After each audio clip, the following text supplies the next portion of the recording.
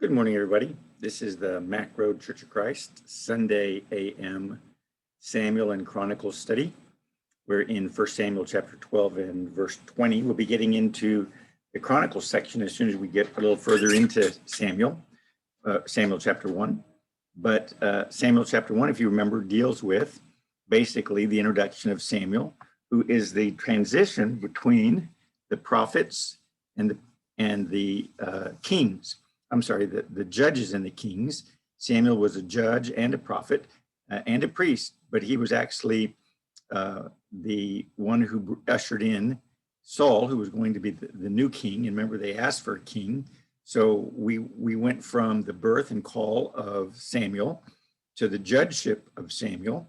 And now we're into the ministry of Saul, and the fact that Samuel basically told the people, you basically followed me. Now you're going to be following Saul because you wanted a king like the rest of the nations. And so we noticed that he had been installed in the book of Samuel in chapters 9 and chapter 10. He was anointed king. And then in chapter 12, or in chapter 11, basically, he defeated the Ammonites, and all the people then got behind him. And so they had a real inauguration. And so the kingdom, as it says here, was renewed. And then in chapter 12, Samuel was giving his farewell speech because the transition was happening between judges and kings. And so now, rather than having judges, God was going to use the king in order to deliver them out of their bondage whenever they would fail to follow him and do his will. And so basically the king was taking the place of the judge, but they were going to be looking at the king different than they did the judge. They never looked at the judge as if he ruled everybody. They kind of simply looked at the judge as somebody who would help them in times of trouble. But now they're going to be looking at the king as somebody who's going to rule over them. And they're going to also have to contribute and pay to his support, his political positions, and all of those things.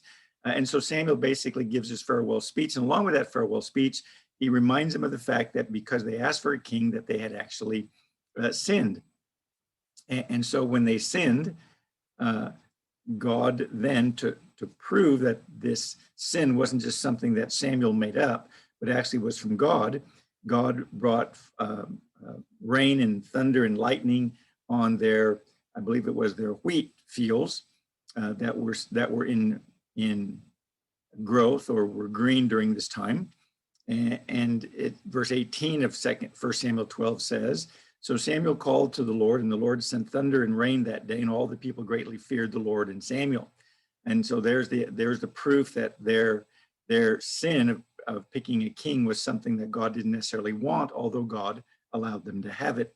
And then verse 19 says, "And then all the people said to Samuel, 'Pray for your servant to the Lord your God, so that we may not die, for we have added to all our sins this evil by asking for ourselves a king.'" And so basically the people say, "Oh, we're sorry that we asked for a king.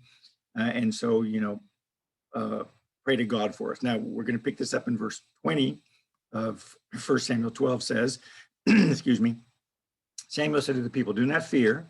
You've committed all this evil, yet do not turn aside from following the Lord, but serve the Lord with all your heart. You must not turn aside, for then you would go after futile things which cannot profit or deliver, because they are futile. For the Lord will not abandon his people on account of his great name, because the Lord has been pleased to make you a people for himself. Moreover, as for me, far be it from me that I should sin against the Lord by ceasing to pray for you, but I will instruct you in the good and right way. Only fear the Lord and serve him in truth with all your heart, for consider what great things he has done for you. But if you should do wickedly, both you and your king will be swept away." Now, I want you to notice what's interesting in this little section here, that Samuel is telling them that God is not going to destroy them. God is not going to kill them because they asked for a king. But what I want you to notice is that Samuel doesn't say, follow the king. Now that you have a king, make sure you follow the king. Samuel still says the same thing that's said all the time, no matter who's leading, and that is that we're supposed to follow God. And we're not supposed to follow man, even if God appoints that man to be a king from the standpoint of him just being a king. If that king commands us to do things that God doesn't want us to do, then we're not supposed to follow the king. We're still supposed to follow God. Now, if the king is asking us to do something that God certainly would approve of, then God expects us to follow the king. And that's certainly true even today in our culture. In our culture, we certainly want to be law-abiding citizens. We certainly don't want to be people who are not respectful of those people who are in positions of rulership or power. And it doesn't matter. I mean, as far as our side is concerned, it doesn't matter how they got there. Some people think that the elections weren't fair and that one president stole it. When Mr. Trump became president, they thought he stole it, and now some people believe that Biden stole it. And so the question is, how are we supposed to live under that administration? And the answer is the same way we live under all administrations, and that is that we serve God first. And whatever the president tells us, whether it's Trump or whether it's Biden, we're only going to follow what they say as long as it agrees with what the scriptures teach us, and as long as it doesn't violate what God says. As long as it doesn't violate what God says, then we'll certainly serve the kings or the presidents, because we're striving to be God's people, and we're striving to do those things that are socially beneficial for our country and for our nation. And being rebellious and creating riots and hurting people in order for us to get our way is not God's way. And so, but what I want you to notice here as we read this, as we go through this section, that's what Samuel is telling the people. Even though he had just appointed them a king, he says, you follow God. That's really his message during this. And that's what we need to remember. We always follow God. And it's not just for political purposes. If you have a husband, for example, that's telling you to do something that you know is wicked, you don't follow him. If you have a wife that's trying to get you to do something that's not according to God's will, you don't follow her. If you have children and they're trying to pull you to do something that you don't follow them, we follow God. And that's exactly what he's saying. And that will never, ever, ever, ever, ever change, no matter who God might rule, whom God might put over us to rule over us. And so therefore, we have here the implementation of a government, which is not necessarily an evil thing, but is not the best means whereby God can rule over us.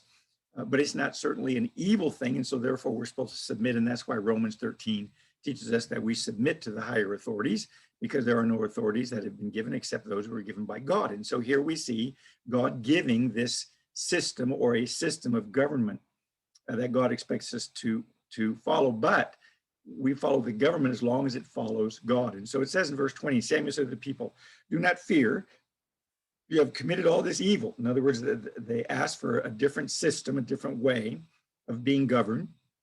And he says, yet do not turn aside from following the Lord, but serve the Lord with all your heart. Now we already know that Samuel said God's going to give you a king. We saw Saul, we saw him anointed. He was anointed by Samuel.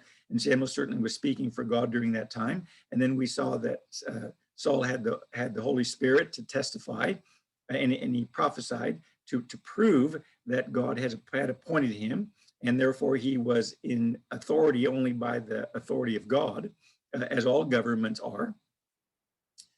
And yet, what we see here is that Samuel tells the people that even though they did wrong, and God, however, gave them a king, they are to follow the Lord, they're to serve the Lord with all your heart. So that never changes. Verse 21, you must not turn aside, or then you would go after futile things which cannot profit or deliver, because they are futile. Now, what I want you to notice here is, here's the reason why God does what God does.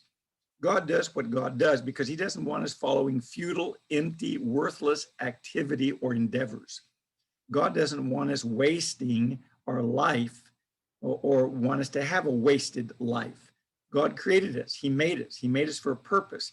He made us for his good and to glorify us and to glorify himself, of course, but he's going to give us glory. And he says, and so you must not turn aside, or then you would go after futile things. Well, turn aside from who? From the king? No, from God. We're not to turn away from God. You might have to turn away from the king. You might even have to turn away from your parents if they start teaching and promoting futile things which cannot profit or deliver. And so that's what we want to remember. Everything God does, he's doing to benefit us, to help us, and of course, to benefit himself. because the way it benefits God and the way it brings glory to God is when people see how marvelous and wonderful God is, then certainly it demonstrates how wonderful God is and represents his character. It's kind of like if you have somebody paint your house and they do a terrible job of painting your house, people are going to have an idea of the reputation of that painter. And that's the same thing with God. We're God's people, we're God's creation. And so if God's creation is futile and worthless, then that's the reputation God's going to get. And so he doesn't want us following futile and vain things. And by the way, that's also the problem with the activity of the Gentiles during the time of Jesus, and really during the time of all the Gentiles. And that is that the Gentiles walk according to their own futile way of doing things. And so therefore, rather than being beneficial to the society, they end up hurting the society. For example, over here in Ephesians 4 and verse 17, he says, "So this I say and affirm together with the Lord, that you walk no longer just as the Gentiles also walk, in the futility of their minds." So here's the problem. The walk of the Gentiles isn't the fact that, it's not the fact that they're just walking and they're doing what they want to do. The problem is that they're walking in futility. The things that they're doing and the things that they're teaching and the things that they're showing end up being futile, like, for example, evolution. Evolution doesn't answer the real questions. Evolution doesn't answer how things got here. Evolution starts off with the things being here. And so therefore, those people who hold evolution have to say that matter has always been around. And so everything that happens and all the laws and all the rules that govern our galaxy are just accidents. And they're just accidents that are around.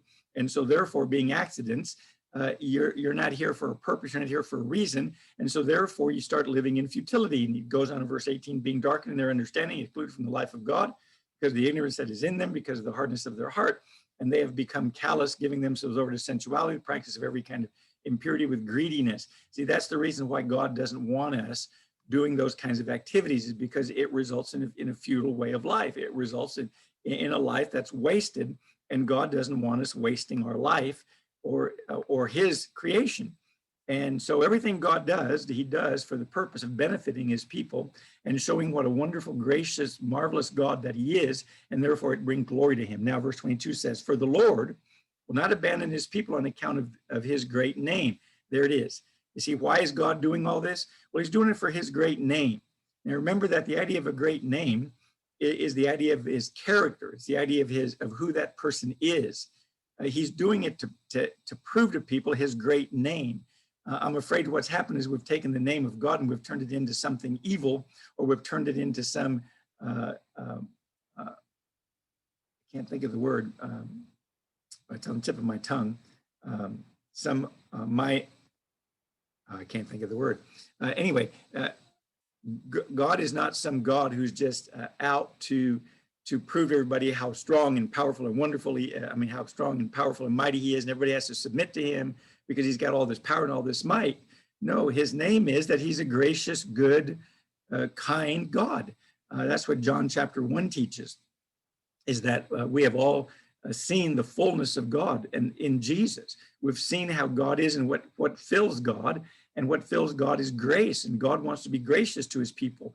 And therefore, if his people go off and commit all kinds of activities that are futile and God doesn't do anything about it, then that's indicating the kind of character that he is. And so God says, even though I've given you a king, do not abandon me. Do not abandon the light, the life, the world. Do not abandon me. He says, because the Lord has been pleased to make you a people for himself. Well, we're God's people. And if we're God's people, especially today, the church is God's people. If we're God's people, then we need to make sure that we stick close to God and not follow men or some system of religion or some church. We don't follow a church. We are the church. There's a difference between being the church and following the church. In the Roman Catholic world, they follow the church because according to them, the church, everything that happens to you in relation to God has to go through the church. And so therefore the church are the ones who can offer the sacraments, and the church are the ones who can forgive you for your sins, and the church is the one who can interpret the Bible for you in the church. And so they have the church. And so people are subject to the Catholic Church. And that's the reason why in the Catholic services, you have all kinds of stuff that's done in the Mass that you can't find anywhere in the scriptures. And yet people submit to it because they don't understand. Now, don't misunderstand me. I'm not saying that God can't save those people. That's not my job. I'm just simply trying to point out that whatever system we might be enslaved to, whether it's the Catholic system or the Jehovah's Witness system or the Mormon system or whatever system we might be enslaved to, it's not really promoting the character of God that God wants to be promoted. And so therefore, God's people just simply follow him. And that's what you have going on here. And so God says, I'm not going to abandon my people. They're my people. I call them by my name. They are my creation. They're my handiwork. And so therefore, those people who follow him, they are his handiwork. And then he says in verse 23, moreover, as for me, Samuel's now turning to himself and saying, as for me, far be it from me that I should sin against the Lord by ceasing to pray for you. But I will instruct you in the good way, in the good and right way. And so that's Samuel talking about himself, simply points out that he too, being a prophet of God, is not going to stop taking care of the people. He's not going to stop helping them. And the way he's going to help them is by instructing them in the good and right way. And by the way, that's the way elders rule. That word rule in the New Testament isn't rule from the standpoint of everybody has to do what I say, but it's the idea of lead or to manage. And the way you lead and manage in the New Testament is by teaching. And that's why one of the qualifications of an elder is that they're apt to teach. They're apt to instruct people and help people to know the good and the right way, because people aren't getting to heaven because they're following the elder. People are getting to heaven because they're following Jesus. And so therefore, in the church that I'm part of, the Church of Christ, we don't have designated names for the preacher. We don't call him Reverend or Holiness or your Highness or your Majesty, and we don't look at him like he's the light or that he's better than anybody else, because we understand that we're just brethren. And we do that so that because that's what the Bible teaches, of course, but we do that because it helps people to be free in Jesus and help people to follow Jesus instead of following some system or some man. And you know what happens when people follow men? Just look at what happened with the Jim Jones incident. And that was a terrible thing that happened. And yet it happened because they were following a man instead of following God. And again, I'm not trying to indicate that all those people were lost. That's God's decision, but they were certainly following the wrong person at that time. And they might have been duped into it, but nonetheless, they were following the wrong person, and it ended in futility. And that's what God doesn't want. So even though he gave them a king, Samuel says that he's going to continue to pray for them. He's going to continue to teach them. He's going to continue to help them understand the good and the right way. And that's also true for us in the New Testament. We're supposed to be individuals who have our bodies sacrificed so that we might find what is good and acceptable in God's sight. In Romans 12 and verse 1, Paul kind of summing up some of his discussion about righteousness says, therefore I urge you, brethren, by the mercies of God, present your bodies a living and holy sacrifice acceptable to God, which is your spiritual service of worship. And do not be conformed to this world, but be transformed by the renewing of your mind, so that you may prove the will of what the will of God is, that which is good and acceptable and perfect. And so again, God is pointing out that his people are going to do what is good and acceptable and perfect. And where do we learn that from? We learn that from God. And that's what you have going on here. And so Samuel is going to continue to teach the people what is good and what is right. In other words, he's going to continue to teach them God's way. Now, notice that he hasn't mentioned anything in this little section about the king. In verse 24, he then says, only fear the Lord and serve him. Now, he just appointed them a king, but he's telling them to fear the Lord and serve him. That's what he's telling them to do. So remember that. Even though we might have somebody ruling over us, we're supposed to fear the Lord. He's our king. He's the one that we follow, no matter what. So it doesn't matter who you have ruling over you. During the time that God allowed the Gentiles to rule over Israel, the period of the Gentiles, he had the Babylonians ruling over them.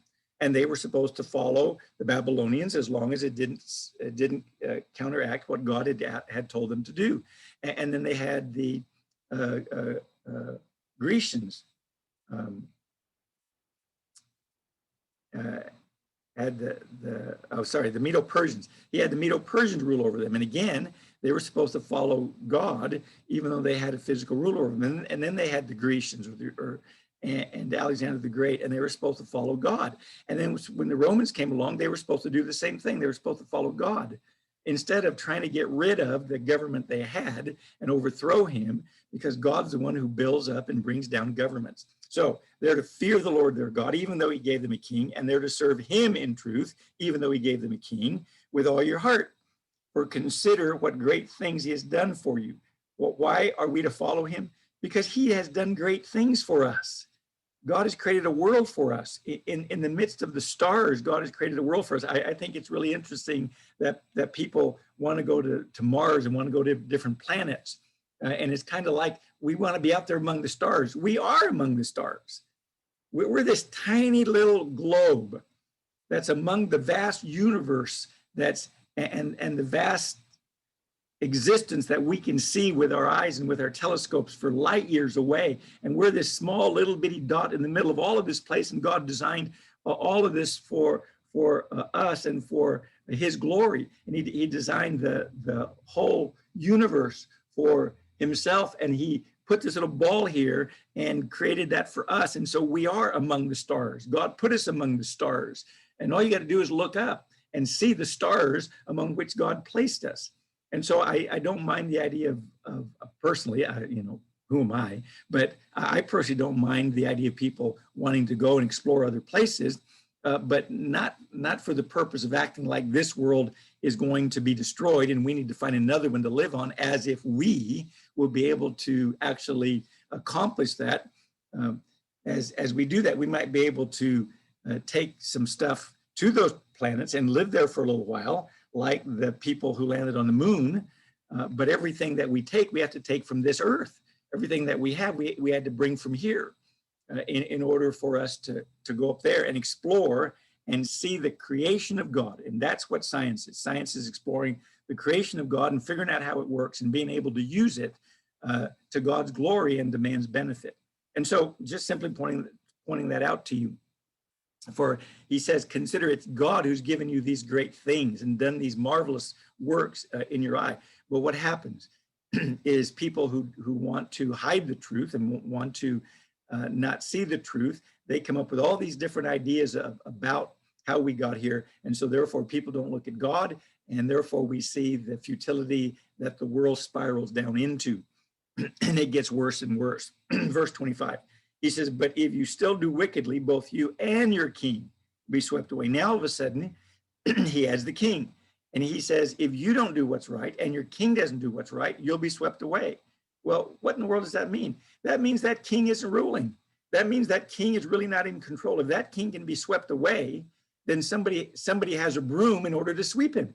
And he's not the one that has the broom that can sweep other people away. He might be able to sweep people away in a physical sense with his armies, but he's not going to sweep them away in a spiritual sense or in an eternal sense. But there is one who will, and that's God. And so therefore, that's why he's saying, so to the people, even though I gave you a king, even though I wasn't pleased with the fact that you asked for a king, God says, you follow me.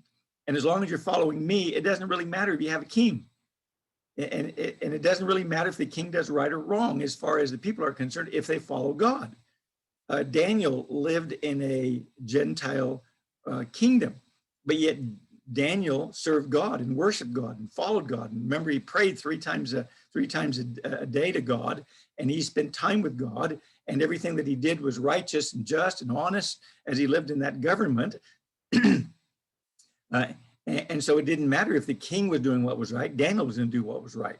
And that's the mark of God's people everywhere. He says, but if you still do wickedly, both you and your king will be swept away. So Samuel is basically telling the people that they asked for a king, God went ahead and gave them a king, but your allegiance is not to the king, your allegiance is to God.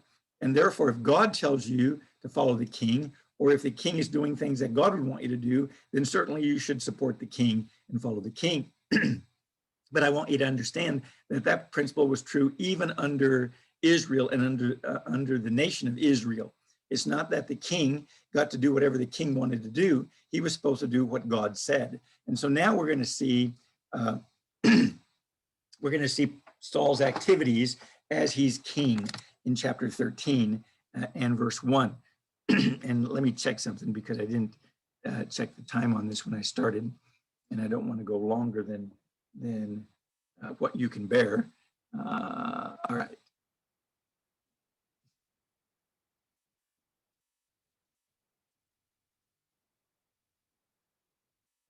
Okay. Hide this again, just to get out of the way. So as we get into chapter 13, verse 1, it says, now Saul was 30 years old when he began to reign, and he reigned 40 years over Israel. Now I want to stop here just at this verse for just a minute, noticing things. In this standard that I'm using here, remember this is eSword, and this is the New American Standard version, not the updated one, just the New American Standard, the older one. But if you notice these words that are in lighter letters right here, and probably if you have a New American Standard, it's probably in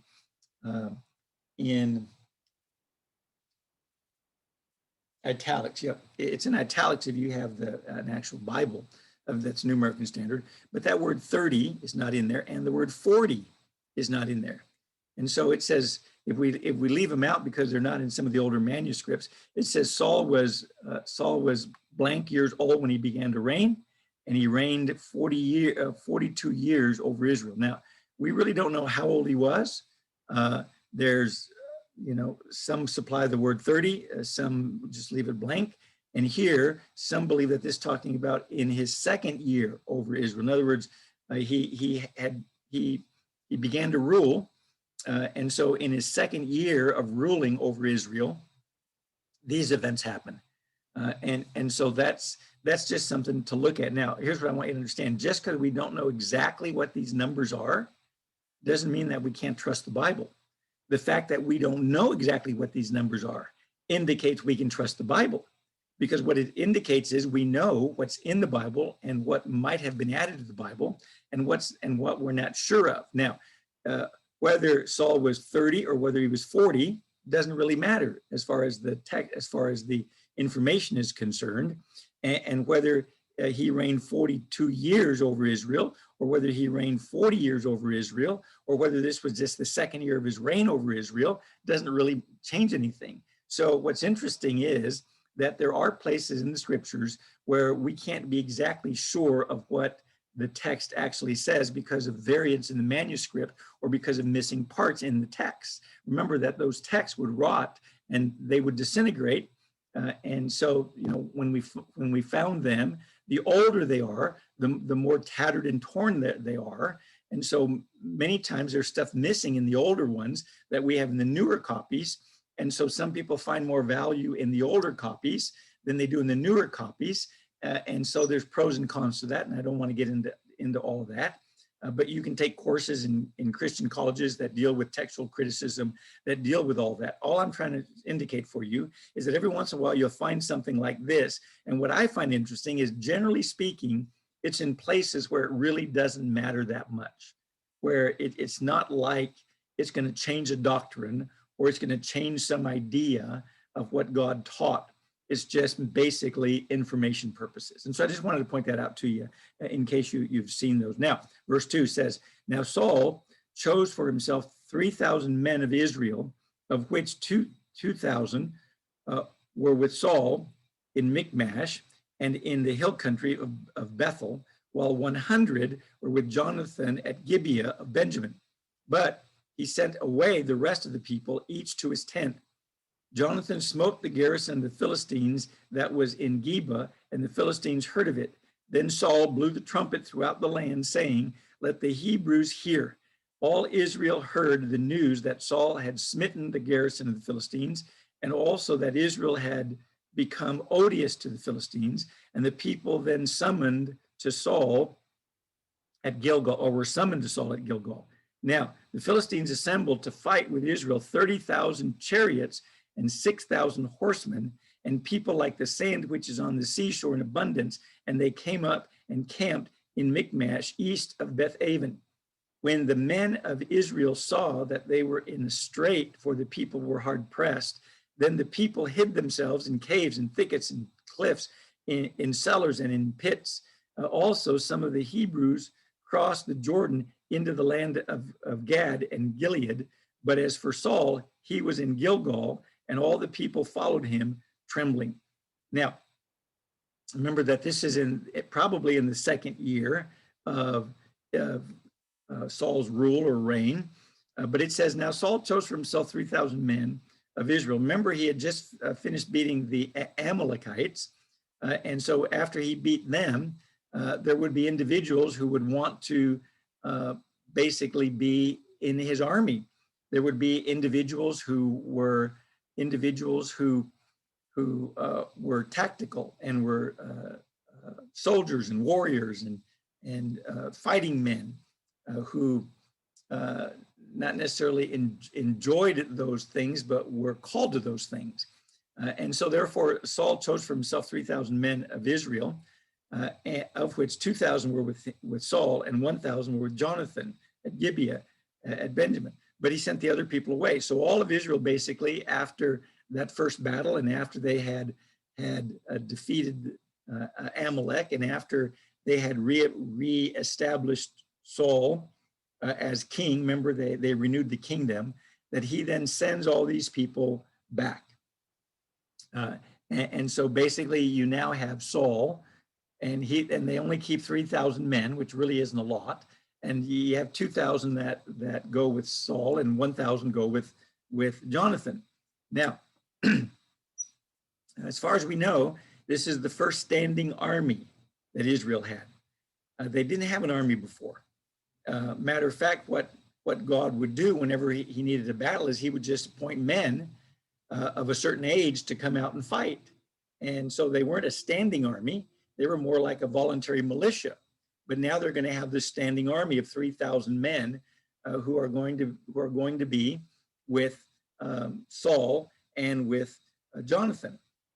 And so they're in these two places. One is in the hill country of Bethel, and the other group is over here at Gibeah with Benjamin, which of course is the bottom part of Judea, you might say. Now, verse 3, it says, Jonathan smote the garrison that was in Geba, and the Philistines heard of it. Now, what's interesting is here you have Jonathan, and Jonathan goes over and he picks a fight with the Philistines that was in Geba, and the Philistines heard of it. Now, there's no place where it says that Saul told him to go fight against them. There's no place where it says that God told him to go fight against them. Maybe they did, but there's no record of it anywhere. And so it seems that Jonathan kind of took this on his own initiative, as he probably saw the Philistines abusing or causing problems for God's people, and therefore probably the zeal of the Lord took hold of him, and he wanted to go and help them at Geba because the Philistines were encroaching into their territory more and more. And so it says the Philistines heard of it. And notice that it said Jonathan smote the garrison of the Philistines. I'm not sure how many people are in a garrison. Maybe somebody who's smart can add a note to this on the bottom and tell us how many people are in a garrison. But anyway, there was a garrison of the Philistines, and Jonathan defeated them. Now, when the Philistines, that's the rest of the Philistines, heard of it, the country of the Philistines heard of it, and so they basically are saying, they're trying to declare their independence. They're trying to get away from us because they were subjugated to the Philistines. And so they're trying to get away from us. So we're going to have to subjugate them again. So no doubt is going to create a war. And it says, then Saul blew the trumpet throughout the land, saying, let the Hebrews hear. And so now, since the Philistines are coming up and Saul hears about it as well, then he blows a trumpet and tells the people what they have to do. Now, verse 4 says, all Israel heard the news that Saul had smitten the garrison of the Philistines, and also that Israel had become odious to the Philistines. And the people were then summoned to Saul at Gilgal. So the rumor, the grapevine, which is faster than the internet, people in Israel heard that Saul had smitten the Philistine garrison, even though it wasn't Saul, it was actually Jonathan.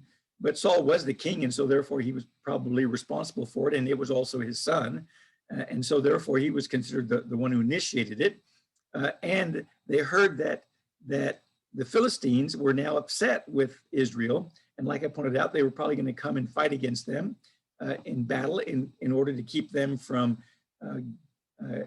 becoming independent and casting out the Philistines. And so it says the people were summoned to Saul at Gilgal. And when it says the people were summoned, it's not all the women and children, it's the fighting men. As I told you before, it's the militia.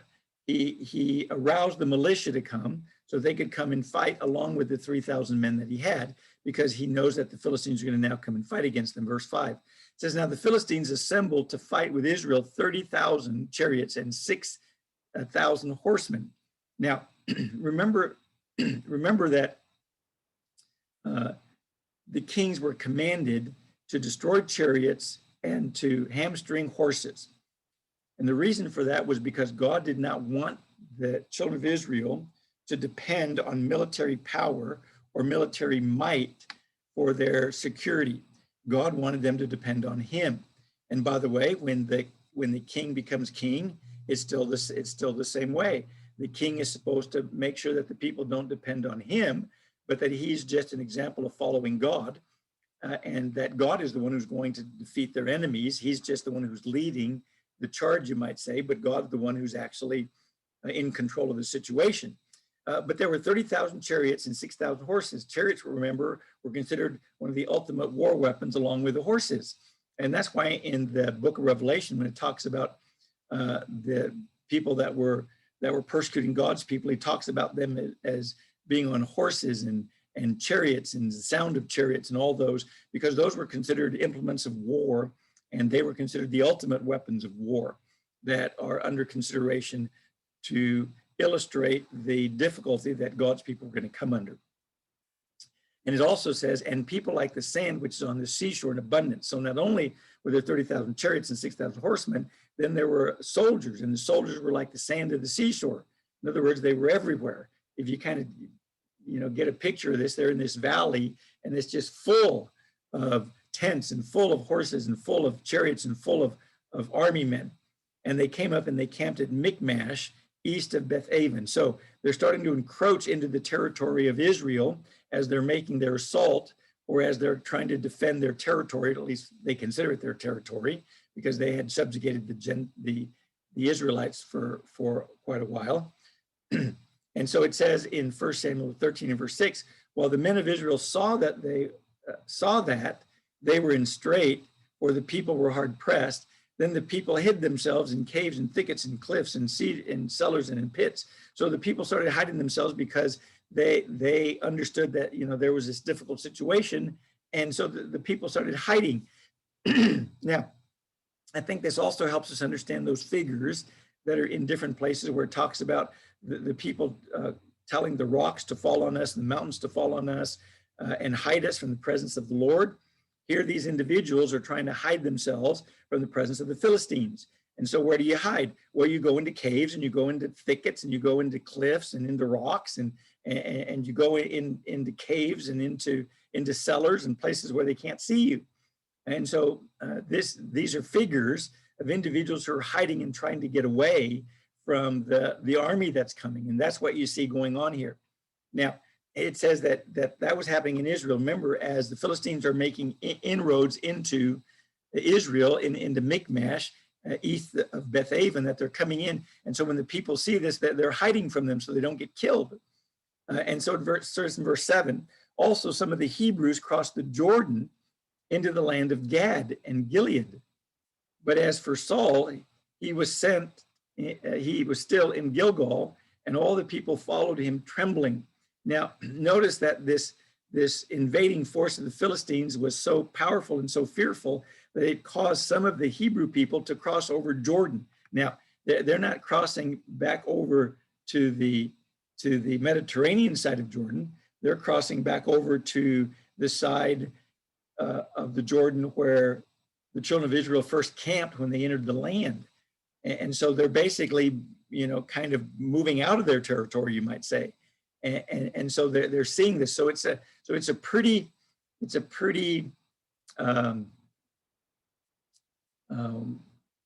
do I want to say? It's a pretty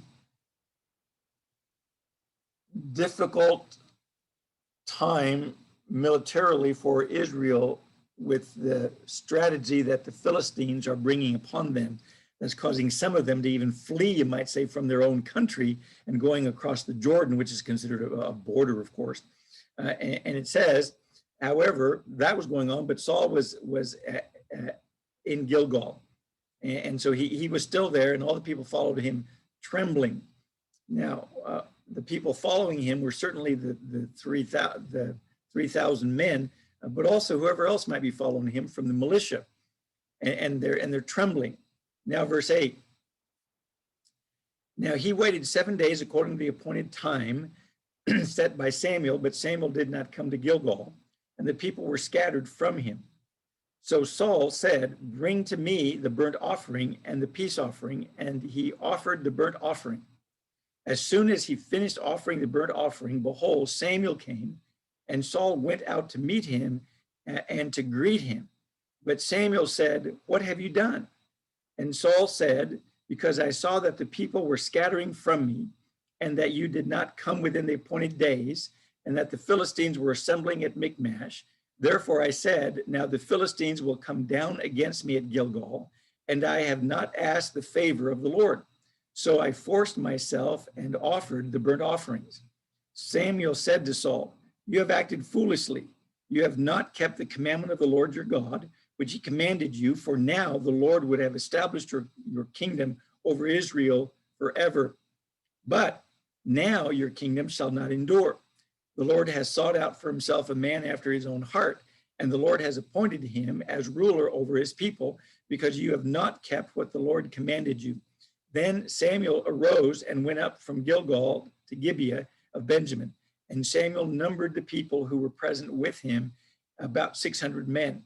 Now Saul and his son Jonathan and the people who were present with them were staying in Gibeah of Benjamin, while the Philistines camped at Michmash. And the raiders came from the camp of the Philistines in 3 companies. One company turned towards Ophrah to the land of Shual, and the other company turned towards Beth Horon, and another company turned toward the border which overlooked the valley of Zeboim towards the wilderness. Now, no blacksmith could be found in the land of Israel, for the Philistines said, "Otherwise the Hebrews will make swords or spears." So all Israel went down to the Philistines, each to sharpen his plowshare, his mattock, his axe, and his hoe.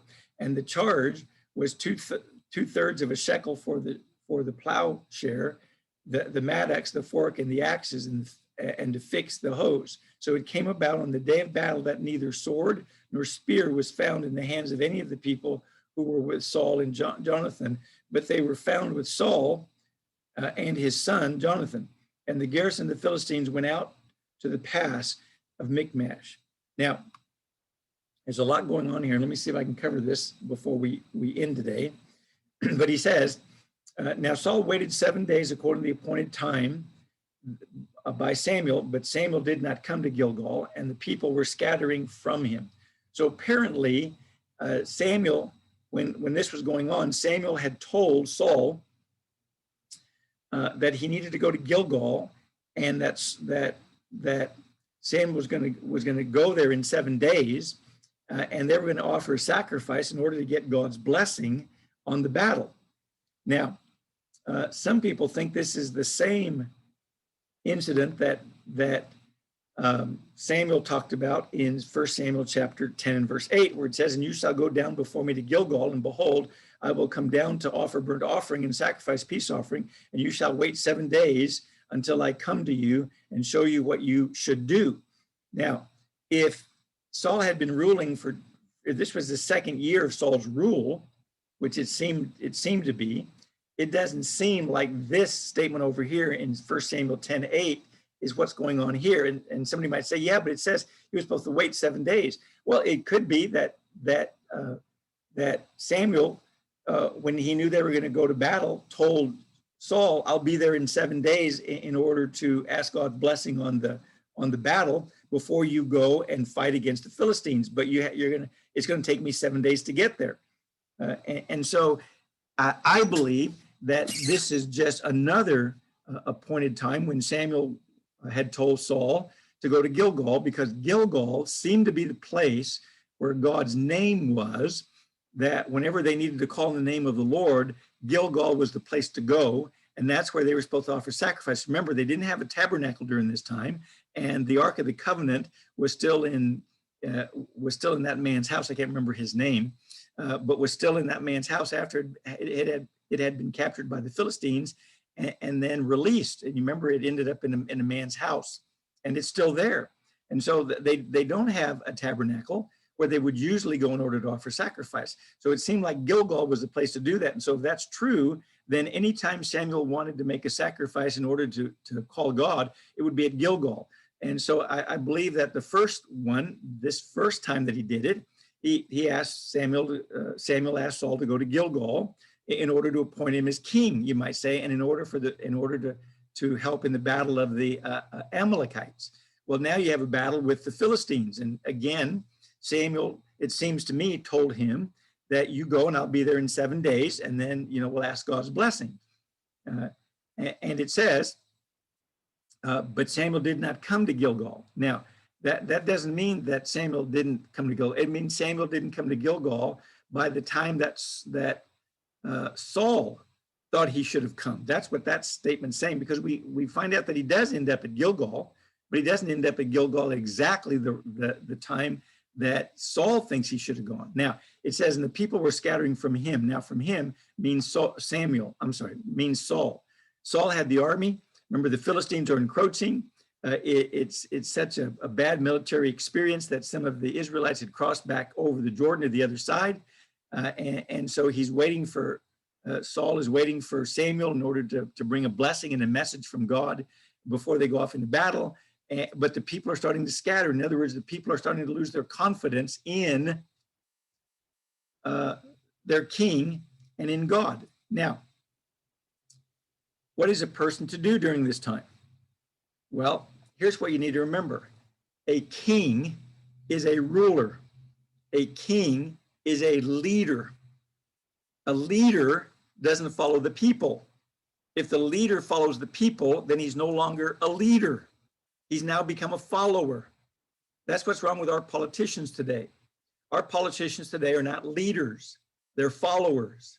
They take polls and they figure out the polls and they figure out what the people want, and they figure out what's going to get them reelected, and they figure out how they can stay in power by feeding the people what the people want instead of what is good for them, being leaders. The king is supposed to be a leader. He's supposed to lead them. He's supposed to tell them and show them what they're supposed to do, even if they don't want to do it. And so as the people are scattering, what Saul is supposed to do is he's supposed to be a leader and say, look, if you guys want to desert God, go ahead. I'm not going to. I'm going to stay faithful to him. Now, if you remember when David was king, and David was living in Ziklag, that the Philistines invaded it and took everything. And when David got back with his men and found their town basically burned and all the people taken captive, they all started crying and they all started weeping and they all started complaining to David. But the Bible says that David strengthened himself in the Lord and then told the people what to do to follow God. That's what Saul should have done. By the way, that's what elders are supposed to do. Elders aren't supposed to take a poll of the people and say, what do the people want? What do the people desire? What the elders are supposed to do is be an example to the people of being faithful to God. And that's the way they lead. That's the way they rule. By the way, that's not just true of elders. That's true of anybody who wants to influence other people. We influence them by staying faithful to God.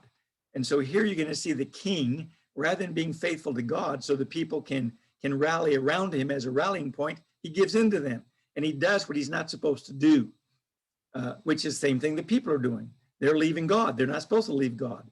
And so verse 9 says, so Saul said, bring to me the burnt offering and the peace offering. And he offered the burnt offering. Now, he wasn't supposed to offer burnt offering. Only Levites were supposed to offer them, and only priests. Now, Samuel was offering sacrifice, and I believe the reason that he was offering sacrifice was because he had been adopted by Eli. That Eli became his parent, and as a son of Eli, he then could be priest because Eli's sons were priests, and we certainly know that God was pleased with Samuel, and so therefore he could certainly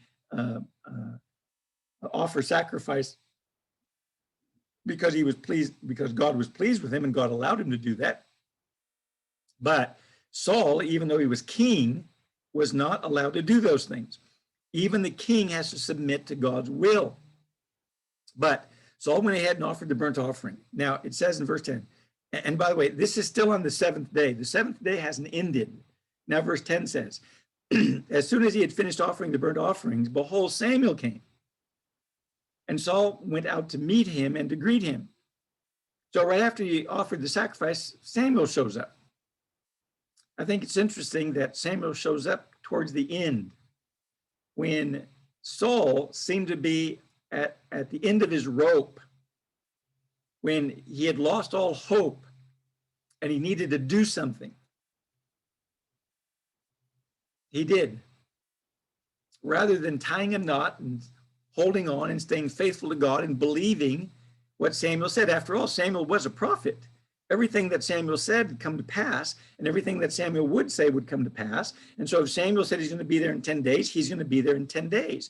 But God is no doubt putting Saul to the test to see if he's going to stay faithful to God, or whether he's going to take matters into his own hands. And by the way, that's what happens with us. Sometimes God allows us to get in situations and positions where God is going to see, are we going to take matters into our own hands, or are we going to let God solve the problem for us? And many times God allows us to go into the dark, into the place where we think we're never going to come out of it. But our job is to stay faithful to God and let God take care of us and let God turn the tables for us, because either we trust God or we don't. And either we believe God is faithful or we don't. And so it says, as soon as Samuel showed up, Saul goes out to meet him, and no doubt Saul is going, oh, great, Samuel's here. Now we'll be able to be blessed by God. Now, the other thing that I want you to notice is that Samuel is doing something religiously. Saul wasn't out, for example, committing adultery or immorality, although this was an immoral act that he did. It was an irreligious act that he did. He certainly wasn't out, cheating, stealing, doing those things that we think of as being wicked. He was doing something religious. But what I want you to notice is just because we do something religious doesn't mean that God is pleased with it, nor does it mean that God accepts it or that God commanded it. And you might say, but I'm doing it religiously. Well, if God hasn't authorized it, if God hasn't told us, then it doesn't matter if you do it for religious purposes or not. And that's what we need to remember. And that's why we want people to be free in Jesus and not follow some church or some group that does things and requires them to do things that are against God's will or that aren't taught by what God teaches. And so we just simply want people to become Christians, just faithful followers of Jesus as they live in the world. Now, verse 10 or verse 11 says, but Samuel said, what have you done? And Saul said, because I saw that the people were scattering from me and that you did not come within the appointed days and that the Philistines were assembled at Michmash. Therefore I said, now the Philistines will come down against me at Gilgal, and I have not asked the favor of the Lord. So I forced myself and offered the burnt offering. Wow. So what was it he did? Well, Samuel said, what have you done? And Saul said, well, I was in a strait. The people were leaving. And of course, if the people leave, if my army leaves, then I won't have anything to fight against the Philistines with. Now, what that means is that Saul was not depending on God for victory. Saul was depending on his men. So as he saw his men leaving as he saw his men fleeing from him because the Philistines were encroaching in their territory, he figured out he needs to keep his men, because his men are going to be the ones who fight for him, and his men are going to be the ones who are going to be victorious. But if the men are gone, then we're going to lose. And so he was putting his trust in men instead of in God. And so he said, in order to keep the men here, and in order to try to persuade them that I still have God's favor, I went ahead and offered the sacrifice in order to, so that they would see that God's blessing would be on us and that God was on our side. That's what they would see, and that way they would stay. But in order to do that, Saul had to break God's commandments. Let me say that again. In order for Saul to accomplish that, he had to break God's commandments. Here's what we need to remember. We never break God's commandments for what we see with our eyes. The Bible says we live by faith, not by what we see. We live by faith. That's how we live. God's people live by faith. And so notice also that he says that he was going to ask the favor of the Lord. We don't get the favor of the Lord when we're disobedient to him. We get the favor of the Lord when we do what he asks us to do, when we please him, when he tells us what he wants us to do, and we do it. By the way, that's what faith is. Faith isn't some mystical attitude that individuals have. Faith means trust. We trust God. If God says that he created the world in 7 days, we believe it. If God says that we're supposed to follow him and not some civil government that's giving us rules that are against his will, then we follow God. We follow who God says, or we follow God, and we do his will. And we don't do things religiously to try to get God's approval about doing things which God doesn't want us to do. That's Saul's problem. And maybe part of the reason for that was because as he became king, he became a little arrogant and thought that what he did was more important than keeping God's commandments. And I wish our politicians would learn that too.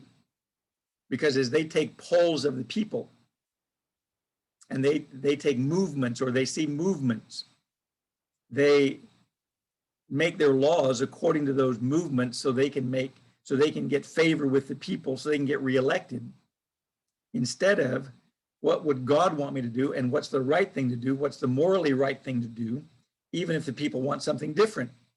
Look at what happened with the abortion issue. Now, according to some states and to our country, in some states, abortions are allowed right at the moment of birth. They're allowed. Well, why? Because some movement came along to promote it, and politicians went along with it because they were looking at what the people wanted instead of what's right and morally good. And so Saul is doing something religious to get God's favor, as if God favors us through religion. If we do the right religious acts, then he favors us. No, God favors us because he's gracious, and we worship him according to his will because we want to please him, because he is gracious to us, not the other way around. And so he says, so I forced in verse 12, so I forced myself and offered the burnt offering. See, he forced himself. He made himself do what he didn't want to do. That's interesting. Nobody forces us to do anything. We decide to do it. Even if somebody has a gun to your head, they don't force you to do it. You choose to do it because you value your life, more than what it is that they ask you to do. Now, don't misunderstand me. I certainly have never been put in that situation, but that's still true. It's coercion, but we still do it willingly because numbers of people have been killed for not doing what was told them to do when somebody pointed a gun at them. So we're responsible for what it is that we do. And it's not that we're forced to. But remember, Saul, being the ideal politician, was looking at the people and wanting to please the people instead of wanting to please God. And that's what we need to remember. Now, verse 13, Samuel said to Saul, Why have you acted foolishly? You have not kept the commandment of the Lord your God, which he commanded you. For now the Lord would have established your kingdom over Israel forever. Now, a couple of things in here. First of all, Saul, being the king, was supposed to keep God's commandments. Rulers do not have a right to go against what God says. And that's true today. The president of the United States does not have the right to go against what God's word says. Now, they do, but they don't have the right to. Just like here, Saul went against what God says, but he didn't have the right to. And so there's consequences. And we see some of those consequences in our country when leaders rule in such a way and make laws in such a way that violate God's word. It creates confusion and problems. And that's what we see going on in our country today. And we're going to see it worse and worse as people are influenced by the school systems, where the schools are more concerned about teaching what they're commanded to teach instead of what's right and what's wrong, especially when it comes to evolution and morals and those kind of things. Now, verse 14. Oh, I'm sorry. And the other part I want to notice in verse 13 is notice that Samuel said to Saul, for now the Lord would have established your kingdom over Israel forever. Now, either Samuel is lying or God had planned to establish his Saul's kingdom forever. Now, you remember that he established David's kingdom forever. He said to David that he's going to make David a kingdom and a house that would last forever. And of course, we see that in Jesus, because Jesus came from the lineage of David. And so when Jesus becomes king of the entire world and of everything God has, then that's the promise given to David to establish his kingdom forever. Well, here it says that God would have done that with Saul. Well, why didn't he? Is God lying here? No, I don't believe he's lying. I believe God had every intention of establishing Saul's kingdom forever if Saul would have been faithful to God. See, God's promises are always conditional on receiving the blessing. Now, receiving the blessing is conditional. The offer of the blessing is not conditional. In other words, Saul didn't do anything in order for God to want to establish his kingdom. Saul didn't do anything in order to become king. God did it. That was unconditional. But Saul remaining blessed in that condition is conditional. And that's also true of the blessings that God gives us. That's why I don't believe in what some people refer to as the impossibility of apostasy. Once you're saved, you're always saved. Because the Bible teaches that until we die, our salvation is conditional on believing and trusting in God. And that if we decide not to believe and trust in God, then God certainly can not give us what he promised to give the faithful, because we weren't faithful. And that's the promise of God. The promise of God is to give blessings to the faithful, not just to give blessings.